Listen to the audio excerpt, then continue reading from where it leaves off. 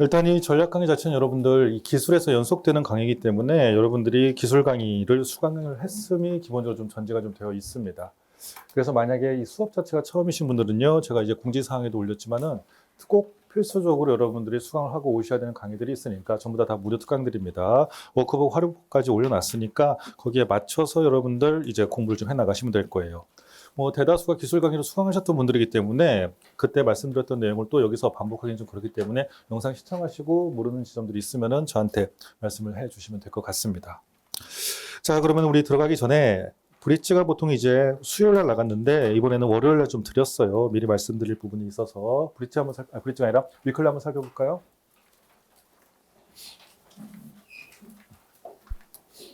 자, 위클리는 여러분들 이 큰 자료입니다. 일단 오늘의 주제는 뭐 양식의 사고를 결정한다라고 해서 이하 읽어보시면은 이제 여러분들 앞으로 공부하시면서 기록을 좀 하면서 공부를 하셔야 되는데 특히 시간 관리 부분은 기록이 중요하다는 겁니다. 밑에 뭐 제가 왜 기록을 중요시 여기는지에 관한 이야기 좀 쓰여져 있는 거고요. 뒤로 넘어갈까요?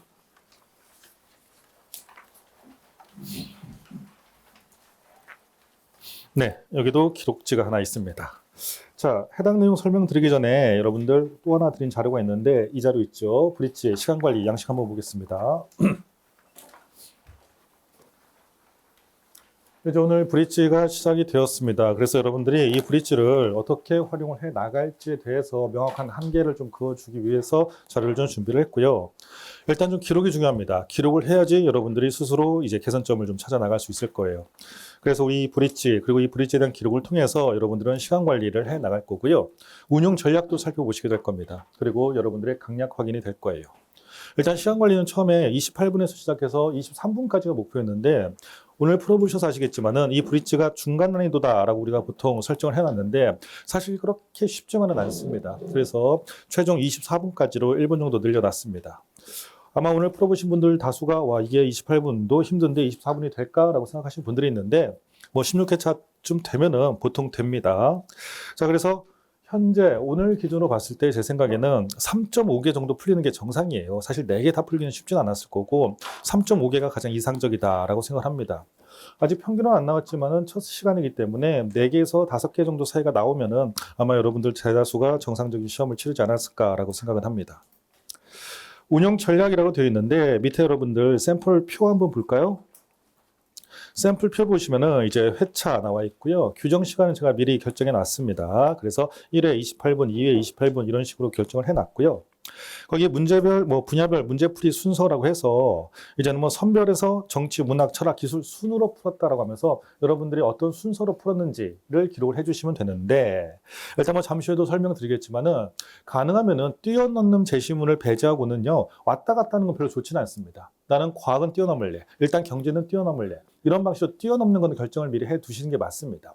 왜냐하면은 다 푸는 게 목적이 아니고 난 어떻게든 해낼 거야 라고 하는 여러분의 의지, 오기가 중요한 것도 아니고요. 우리는 최대한 많이 풀고 많은 점수를 얻는 게 가장 중요한 목적이 되는 겁니다. 거기에 맞춰서 시험에 좀 익숙해지셔야 될 거예요. 옆에 해결한 제시문 및 문제수라고 되어 있는데 총 읽은 개수입니다. 그래서 3개를 읽었으면 3개. 그리고 푼 문제는 다는 못 풀었어요. 8개를 풀었다. 이렇게 기록을 좀 해주시면 될 겁니다. 자, 그 다음에 옆에 보면은 정답률 나와 있는데 이 정답률을 기록하는 이유가 여러분들 중요합니다. 단순히 난 몇 개 틀렸네 맞았네가 아니라 첫 번째 문제, 두 번째 문제, 세 번째 문제에서 각각 점수대가 어떤지를 파악하는 것이 여러분들이 현재 가진 역량을 확인하고 문제를 확인하는 중요한 관점이 될 거예요. 그래서 예를 들어서 각 제시문의 첫 번째 문제, 1번 문제, 4번 문제, 7번 문제, 10번 문제 이게 1번 문제인데 이 4개의 문제는 여러분들 실전 갔을 때는요 고득점으로 가기 위해서는 8개 정도를 맞아야 됩니다. 그래서 이 1번 문제를 덜 틀려야지 내가 지금 독해를 제대로 하고 있다라고 하는 판단이 가능할 겁니다. 그리고 이 세 번째 문제는 여러분들 성격 자체는 1번과 동일한 분석 문제인데 다만 들어가는 방식이 다르고 또 보기라고 하는 부분을 해석을 해야 되기 때문에 시간이 걸리거든요. 그래서 이 세 번째 문제는 최대한 빠르게 문제를 해결하는 데 초점을 좀 두셔야 됩니다. 그래서 1번이 만약에 첫 번째 문제가 정답률이 8개다라고 하면은 세 번째 문제 같은 경우는 정답률이 한 6개 정도 나오는 게 정상이에요. 이 양재의 갭이 크다라고 하면은 시간 관리가 안 되고 있는 겁니다. 그리고 이 두 번째 문제는 조금 죄송한 말씀이지만은 이 두 번째 문제가 실전에서는요 추론 문제인데 이 추론 문제는 성적대가 잘 안 바뀝니다. 사실상은요.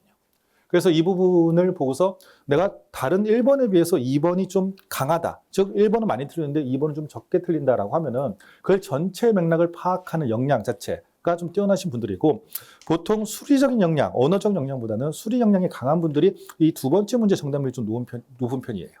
반면에 언어적 역량이 강하고 추리가 좀 약하신 분들 혹은 수리가 약하신 분들은요, 1번 문제 같은 경우는 계속 점진적으로 증가할 수가 있는데 두 번째 문제가 사실 시간과 기교를 다 요구하고 있는 부분들이기 때문에 다소 오르기가 조금 쉽지 않은 영역이긴 합니다.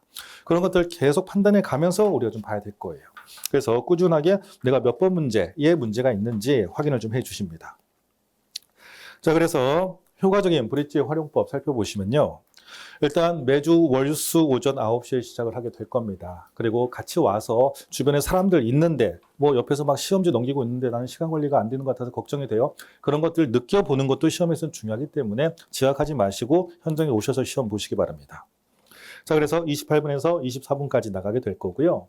시간 관리를 한다고 해서 갑자기 우리는 시간 관리라고 하면은 그냥 빠르게라고만 생각을 하고 있기 때문에 글을 대강대강 읽는 습관이 좀 생겨날 건데 그래서는 절대 안 됩니다. 일단은 문제풀이에서 줄여야지 독해 자체에서 줄이는 시간은 여러분들 꽤 오래 걸려요. 그래서 기본적으로는 글을 좀 정확하게 읽는데 포인트를 두면서 읽어 가셔야 될 겁니다. 자, 그래서 내가 차분하게 글을 읽을 수 있다를 계속 연습해 나가면서 조금씩 물리 속도도 늘려 나갈 겁니다. 다만 한없이 늘릴 수는 없어요. 자기한테 적합한 물리 속도는 좀 결정되어 있기 때문에 연습으로의 한계는 좀 있습니다.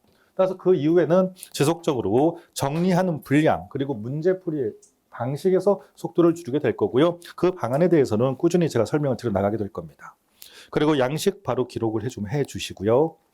아까 말씀드렸던 것처럼 양식에는 분야별 문제풀이 순서가 있는데 일단은 자신 없는 것만 일단 배제하고 순서대로 푸는 것을 일단은 추천드립니다. 다음, 브릿지는 여러분들 하루 종일 잡고 있는 자료가 아닙니다. 그냥 속도 연습에 초점이 있기 때문에 여러분들 브릿지 각각 개인적으로 리뷰를 한다고 하면은 1시간을 넘지 않도록 해결을 좀 해주십니다. 빨리빨리 끝내셔야 돼요. 자, 그리고 리뷰에는 그냥 독해를 한번 다시 봅니다. 내가 현장에서 시간의 압박 속에서는 이런 것들을 놓쳤는데 조금 안정적으로 읽으니까 아까는 왜 이걸 못 봤지? 그런 판단을 하면서 들어가시면 될 겁니다.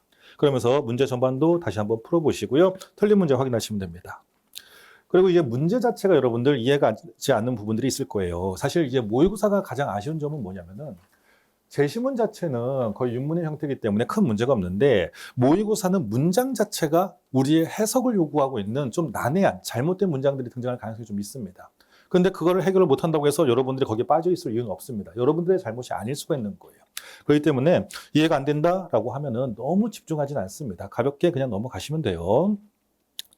자, 그리고 이제 브릿지 해제 같은 경우는요, 지난해 같은 경우는 수업 중에 했었는데 수업 중에 하니까 좀 집중력이 떨어진다는 판단이 좀 있었기 때문에 이제 수업 중에 하지 않습니다. 우리 수업 중에는 그냥 우리 전략 수업만 진행할 거고요. 인강으로 제공을 할 건데 인강으로 선별해서 제공을 하게 될 겁니다. 자, 일단은 토요일 날 인강이 좀 올라갈 예정이고요. 일단 토요일까지 올라간다고 생각하시면 될 것 같아요.